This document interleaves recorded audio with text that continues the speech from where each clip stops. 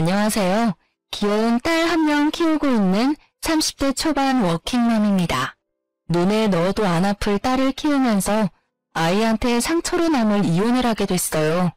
부모로서 정말 해서는 안 될 일이라고 생각해왔지만 이혼이란 선택은 저와 딸아이를 위해서 정말 필요했어요. 20대 청춘을 아이와 남편을 위해서 살아왔는데 이렇게 허망하게 이혼할 줄은 몰랐네요. 어린 나이에 결혼을 하게 되었던 거였기에 이 결혼이 맞는지 아닌지 제대로 판단이 서지 않았었어요. 다들 이 결혼 절대 하지 말라고 하나같이 반대를 했었는데 그때 주변 사람들 말을 들을 걸 그런 생각이 문득 들 때가 많습니다.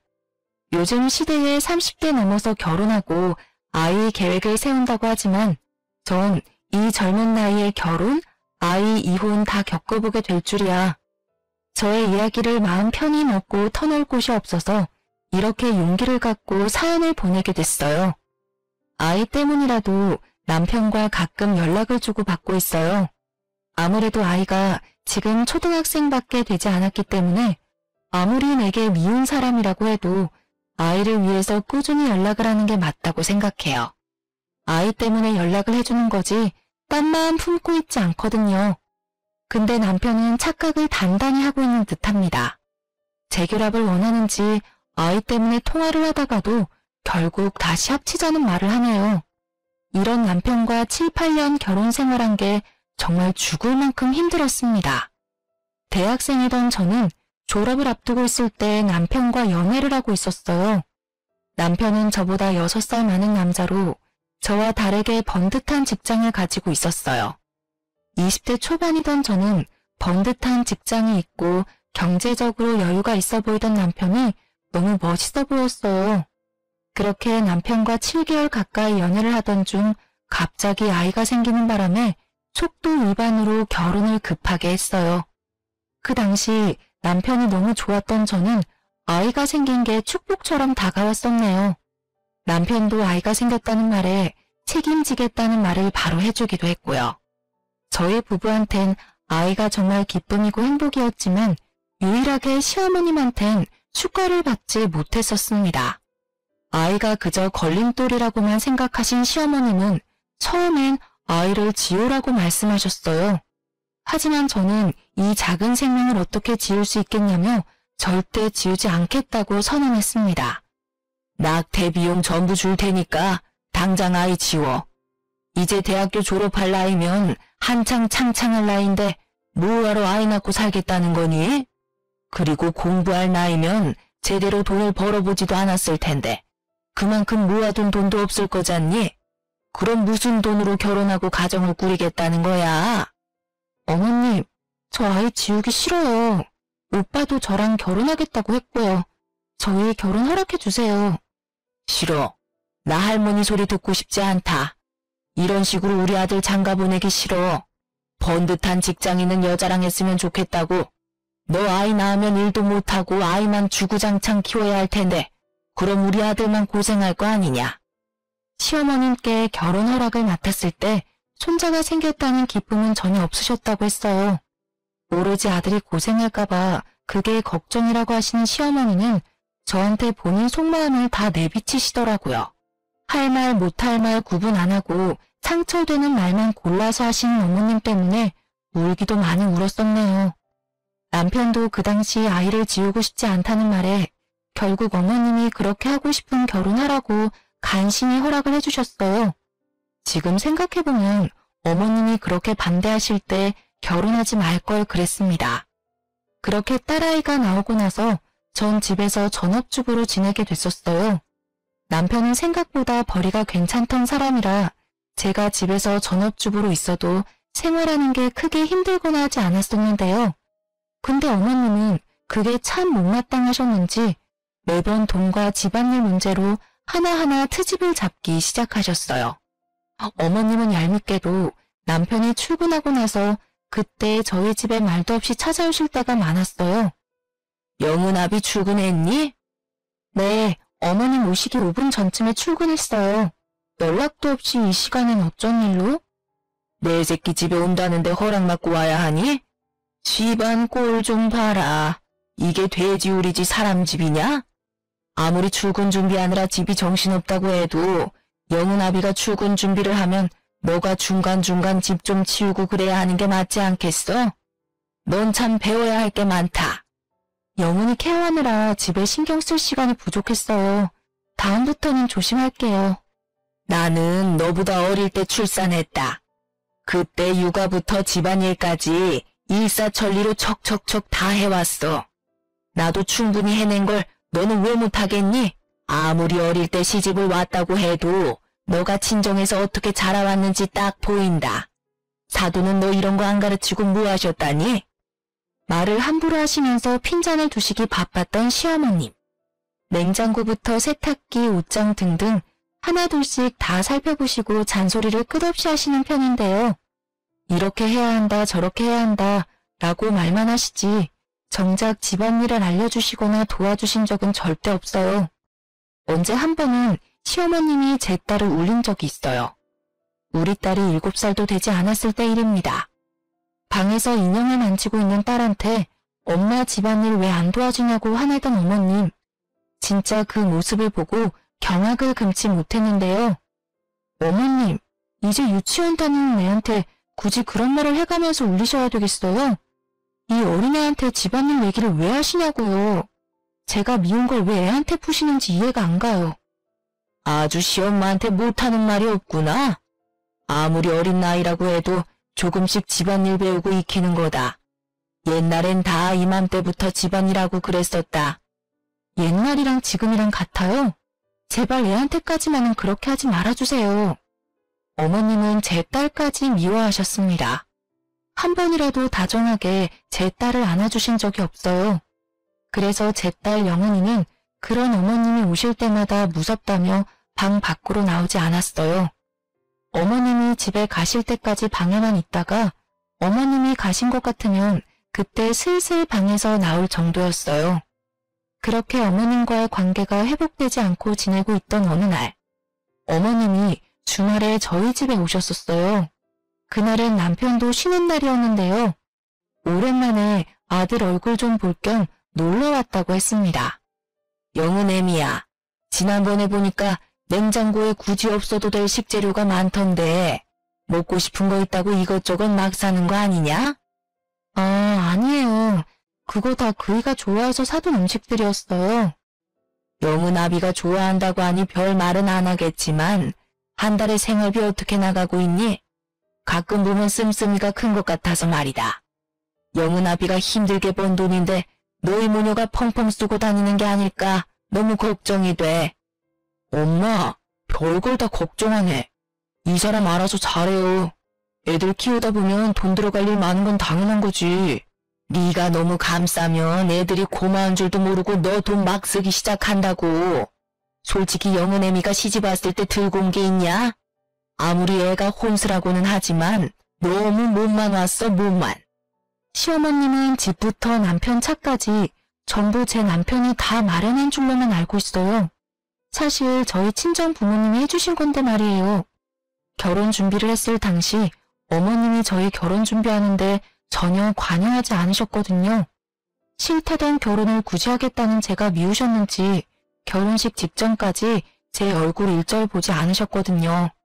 그 당시 제가 학생 신분이었고 사회 경험이 없었으니 당연히 남편이 준비한 걸로만 알고 계셨습니다. 저희 친정집에 대해서도 일절 물어보지 않으세요. 상견례를 하지 않았거든요. 저희 할아버지가 운영하던 회사를 친정아버지가 물려받아 운영하고 있어요. 그 덕분에 전 부족함 없이 살아왔어요. 그래서 제가 결혼할 때 이것저것 다 챙겨오게 됐고요. 그런데 이런 일을 굳이 나서서 설명하고 싶지 않았어요. 영은애미야, 120만 원 생활비 너무 많다. 50만 원으로 생활비 줄여보는 건 어떠니? 어머님, 50만 원이라뇨. 아무리 제가 돈을 안 번다고 해도 영은이 생각해서라도 50만 원 가지고 절대 생활 못해요. 지금 120만 원도 부족하다고 생각하는데 50만 원으로 줄이라니. 여자애가 먹으면 얼마나 먹는다고 그러니? 50만 원이면 충분히 애 키우면서 쓸 수 있는 돈이다. 영은아비가 공과금 이런 거 다 알아서 내는 거 아니야? 넌 120만 원 가지고 먹을 거 사 먹고 그런 일밖에 안 할 텐데 뭐가 부족하다는 거야? 어머님, 먹는 거에만 돈 쓰는 거 절대 아니에요. 애 유치원 보내면서 쓸 돈도 있고 그거 말고도 애 앞으로 나갈 돈이 어마어마해요. 어머님도 애 키워본 입장에서 말을 어쩜 그렇게 하실 수 있으세요? 어머머머머, 너 지금 나한테 말 대답하는 거니? 난 그것보다 더 적은 돈으로 우리 아들 키웠어. 하면 다 되는 걸 왜 해보지도 않고 무조건 안 된다고만 그러니? 그때랑 지금이랑 같은 줄 아세요? 당신도 뭐라고 좀 해봐. 왜 가만히 있어? 남편은 멋쩍은 듯이 웃으며 결국 마지못해 어머님을 말렸습니다. 남편이 그렇게 하지 말라고 부부 일이니까 우리 부부가 알아서 하겠다고 어쩔 수 없다는 듯이 말리더군요. 그럼 매달 쓴 가계부 나한테 보여줘. 너희 부부 앞으로 잘 살라고 하는 짓이니까 너무 기분 나쁘게 생각하지 말고 받아들여. 그리고 내가 이랬다고 나중에 영혼합의 잡을 생각하지 마라.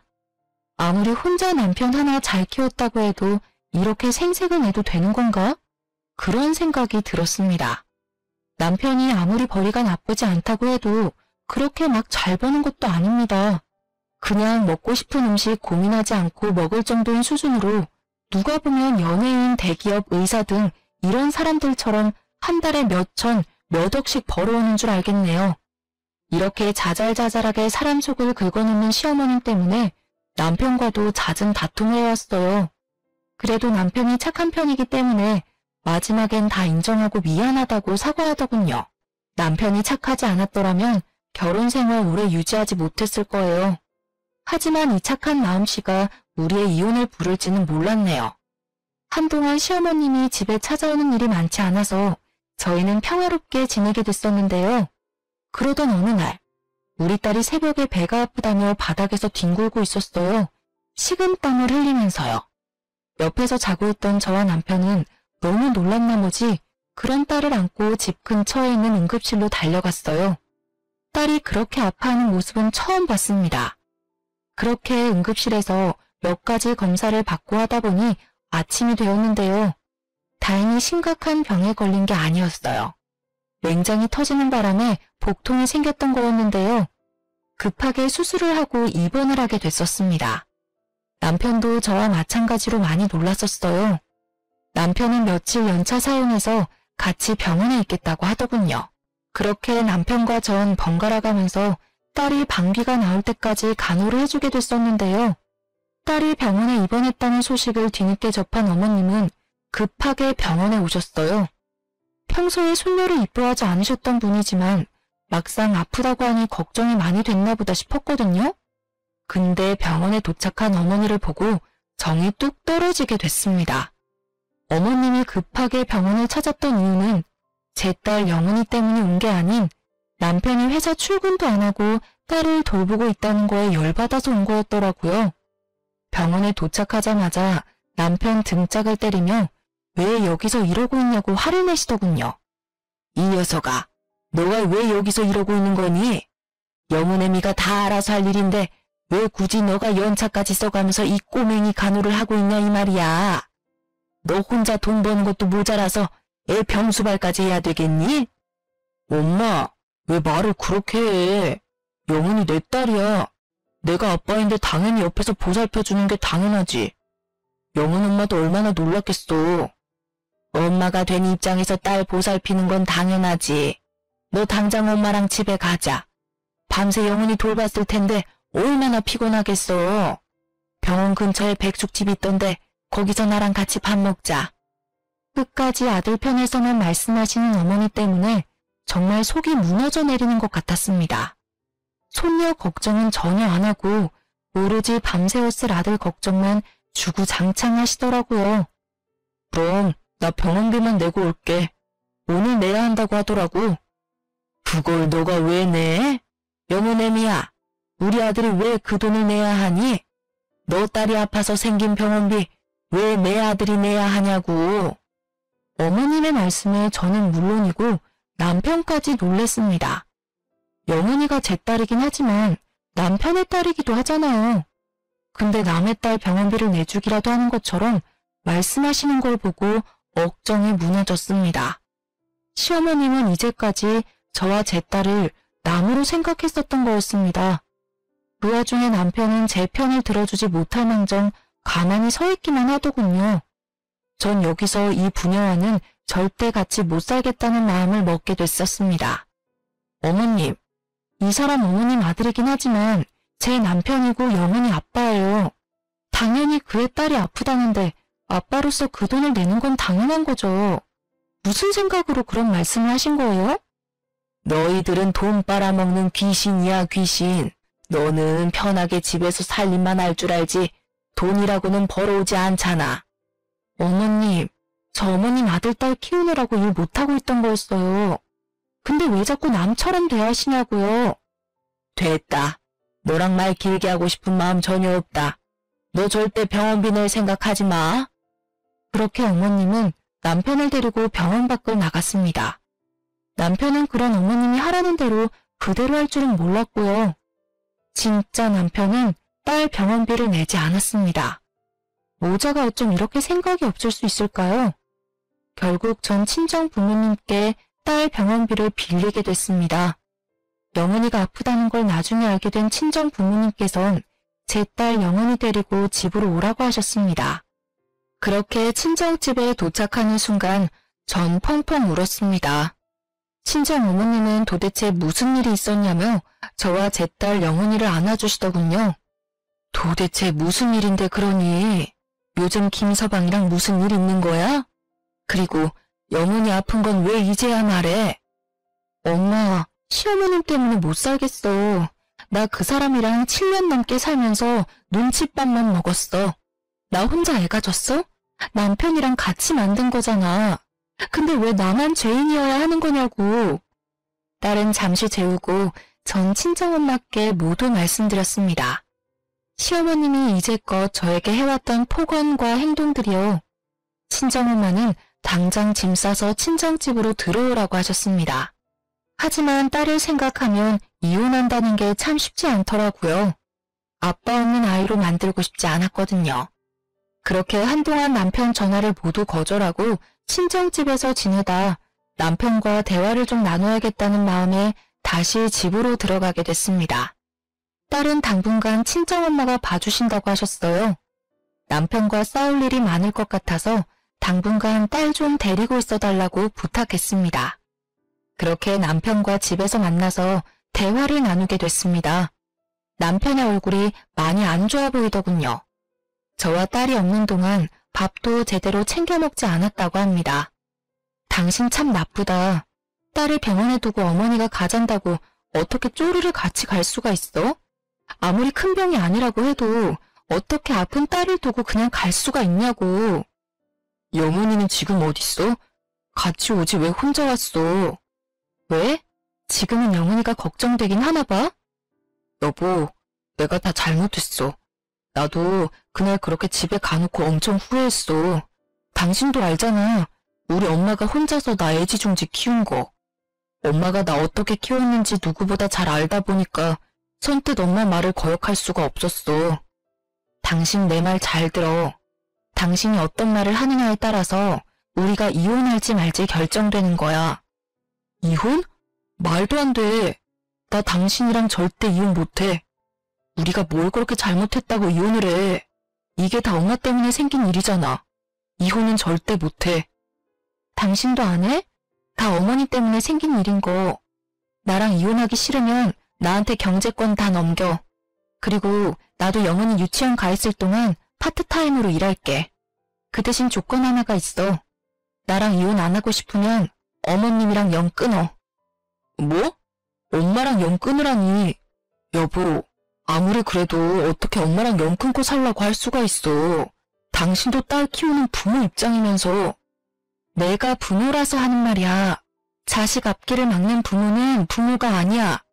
난 당신이 우리 영은이 병원에 두고 그냥 갔을 때부터 당신은 영은이 아빠가 아니라고 생각했어. 그래서 당신이랑 이혼하기로 마음 먹었고. 근데 영은이 생각해서 당신한테 기회 한 번 더 주려고 해. 그러니까 당장 결정해. 영은이야 아니면 어머님이야? 남편은 저한테 경제권을 넘기는 것과 어머님을 보지 않고 사는 게 말이 안 된다고 생각했어요. 부인으로서 며느리로서 제대로 대우받지 못하고 살고 싶지 않기 때문에 이렇게 초장에 바로잡고 싶었어요. 남편은 한참을 고민한 끝에 솔직히 말할 게 있다고 했어요. 여보, 솔직하게 말할 게 있어. 사실 작년부터 월급 관리를 엄마가 대신해줬어. 그래서 내가 이제까지 모아둔 돈이 다 엄마한테 가 있어서 이걸 어떻게 가져와야 할지 모르겠어. 당신도 알잖아, 우리 엄마 성격. 엄마한테 돈 다시 돌려달라고 말하면 분명 노발대발할 게 분명한데? 뭐? 진짜 별짓을 다 하는구나. 월급을 왜 어머님한테... 전 할 말을 잃었습니다. 이제까지 어머님이 남편의 월급을 관리하고 있었다니, 게다가 이제껏 남편이 모아둔 돈까지 어머님이 홀라당 다 가졌다고 합니다. 지금껏 내가 이 사람이랑 왜 살았나 싶더라고요. 저도 모르게 손이 바르르 떨렸습니다.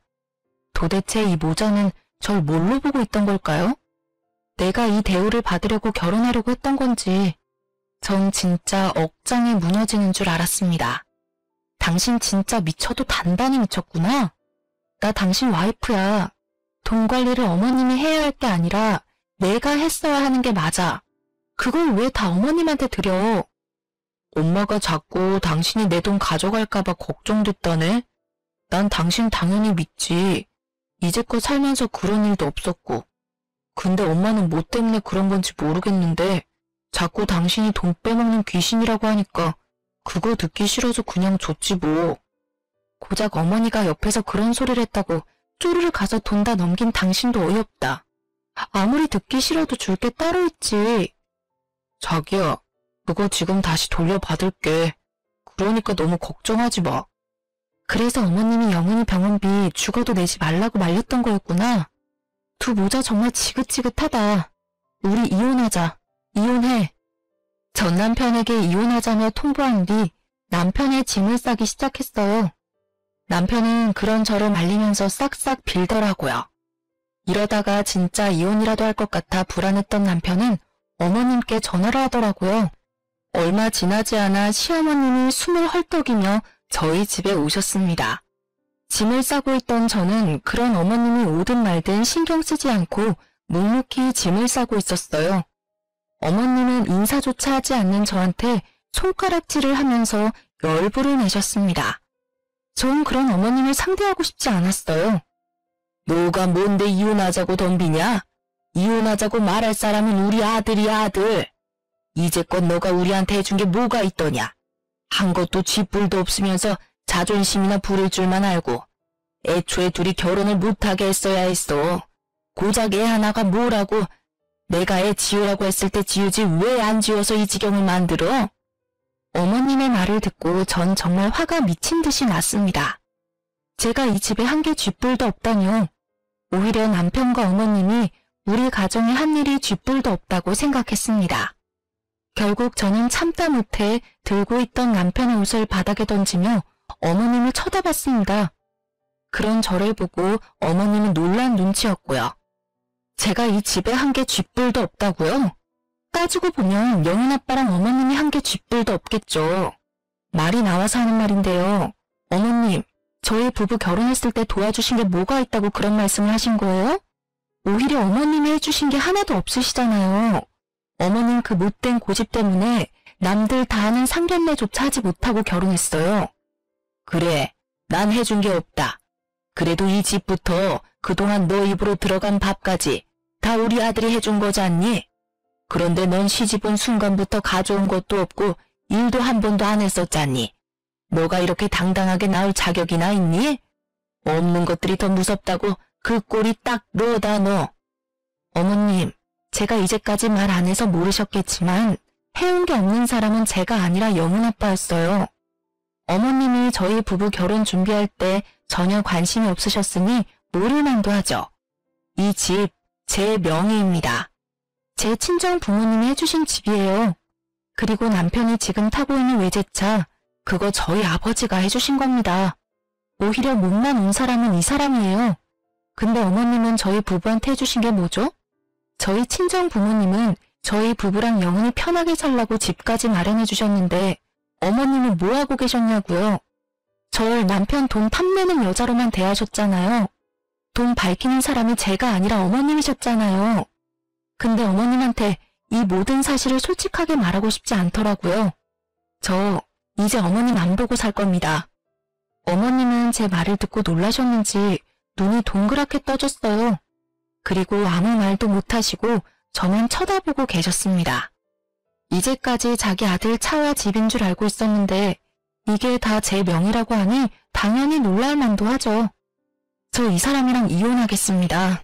당연히 남편은 이 집에서 나가야 할 거예요. 그리고 당신 우리 친정아버지한테 돈 빌렸었지? 그것도 나 몰래. 근데 그거 내가 다 모르고 있을 줄 알았어? 우리 아빠한테 빌린 2천만 원 다음 달까지 갚아. 당신 이제까지 나랑 살면서 모아둔 돈 모두 어머님이 관리하고 계셨다고 했지? 어머님, 다음 달까지 제 통장으로 2천만 원 보내주세요. 그리고 당신 차도 반납하고 이거 말고도 양육비 등등 당신한테 청구할 거 남았어. 정리되면 그거 바로 알려줄게. 준비나 잘 해놔. 엄마, 제발 영은 엄마 좀 말려봐. 나 이 사람 없이는 못 살아. 그리고 이제 내 통장 다 돌려줘. 적금 통장이랑 월급 통장 다 내놔. 그거 영은 엄마한테 주게. 어서. 이러다가 진짜 이혼하겠어. 어머님은 남편이 적금 통장과 월급 통장을 돌려달라는 말에 어쩔 줄 몰라 하시더라고요. 남편이 옆에서 계속 재촉하고 화를 내니 결국 입을 여시는 어머님. 그게 사실 너 예금 통장, 적금 통장 없어. 내가 다 썼다. 그리고 그 이후로 모아둔 돈도 전혀 없고. 뭐라고? 아니 엄마가 적금 대신해준다고 매달 돈 다 가져갔었잖아. 근데 그거 다 어디다 썼는데? 이럴 줄 알았습니다. 어머님이 남편 적금과 월급을 모두 사용하고 있었다는 말에 어이가 없던 저는 웃음이 절로 나오더라고요. 지금 생각해보면 어머님은 아들 돈을 뺏긴 것만 같아서 이제까지 절 그렇게 괴롭히신 것 같아요. 지금껏 그런 어머님한테 모욕을 당하면서 살았다는 생각에 천불이 났습니다. 진짜 어머님 참 웃긴 분이시네요. 저한테 이제까지 돈 먹는 귀신이라고 해놓으시고 정작 남편이 힘들게 번 돈을 어머님이 다 쓰신 거네요? 지금 보니까 어머님이 돈 먹는 귀신이었네요. 잘 됐어요. 저 이 사람이랑 이혼해야 하는 게 맞겠네요. 여보야, 정말 잘못했어. 나 영은이랑 당신 없이 어떻게 살아.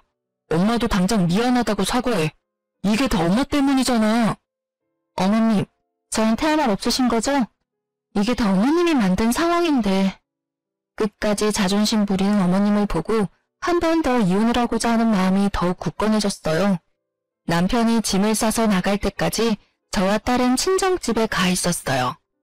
남편이 이혼 못하겠다며 한동안 집에 안 나가서 고생 좀 했었는데요. 남편이 집에 나가지 않겠다고 끝까지 고집을 부리자 전 무작정 집을 팔게 되었어요. 남편은 거의 쫓겨나다시피 집을 나가게 됐었고요.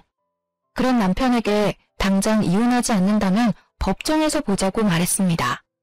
남편은 그렇게 오랜 고민 끝에 이혼을 해주더라고요. 딸은 제가 당연히 키우기로 했었고 남편이 매달 양육비를 보내기로 했는데요. 차와 집이 한순간에 사라진 남편은 저희 아버지가 빌려준 돈 갚을 능력이 전혀 되지 않았어요. 이제껏 모아둔 돈을 어머님이 흥청망청 쓴 상태였기에 이 큰 돈을 어떻게 줘야 할까 엄청 고민한 눈치더라고요. 저와 이혼한 후 3개월 뒤 남편 이름으로 친정아버지한테 빌린 2천만 원과 함께 별도로 3천만 원이 더 들어와 있더라고요. 총 5천만 원이 들어왔었는데 분명 남편은 돈이 없다고 들었는데 이걸 어떻게 갚았을까 싶더라고요. 알고 보니까 시어머님이 살고 있던 집을 팔아서 그 일부를 준 거였더라고요.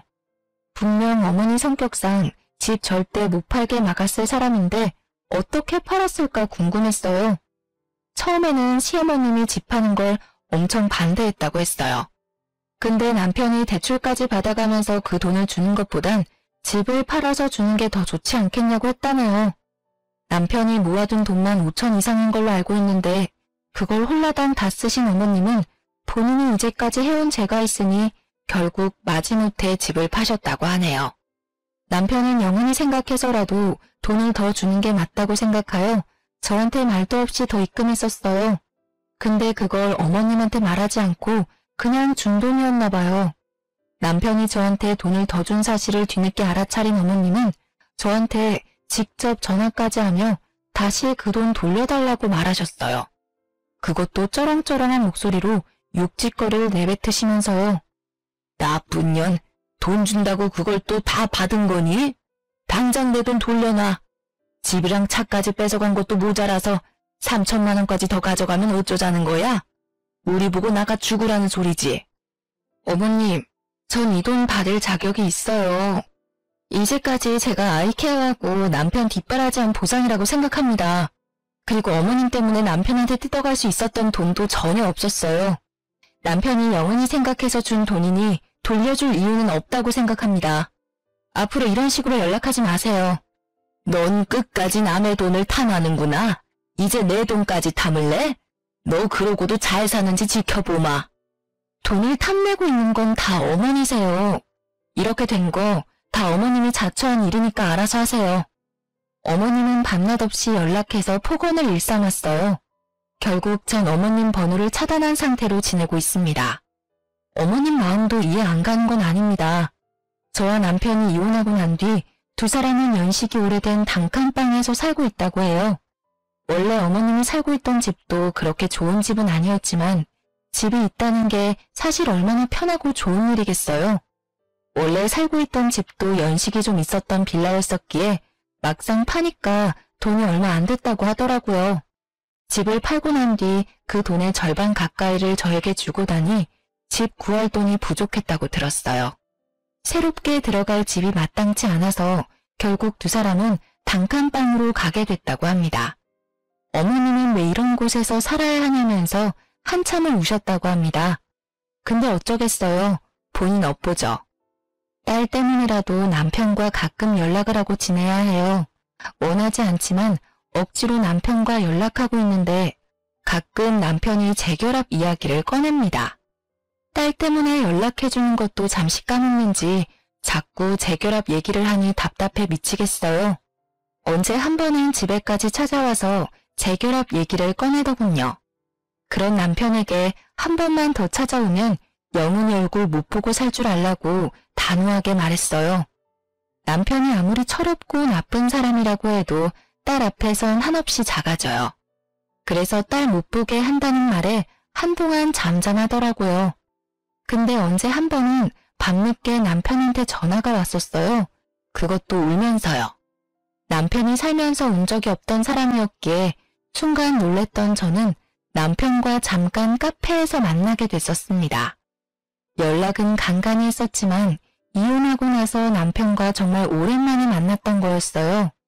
연락을 할 때마다 말도 안 되는 재결합 소리만 하니 당연히 만나고 싶지 않죠. 근데 남편이 울고 있는 걸 들으니 순간적으로 남편한테 큰일이라도 났을까봐 걱정이 되었어요. 카페에서 남편 얼굴을 보니 사람이라고 믿겨지지 않을 정도로 수척하더라고요. 고생이란 고생은 다 한 것 같더군요. 남편이 저한테 전화한 이유가 다 어머님 때문이었습니다.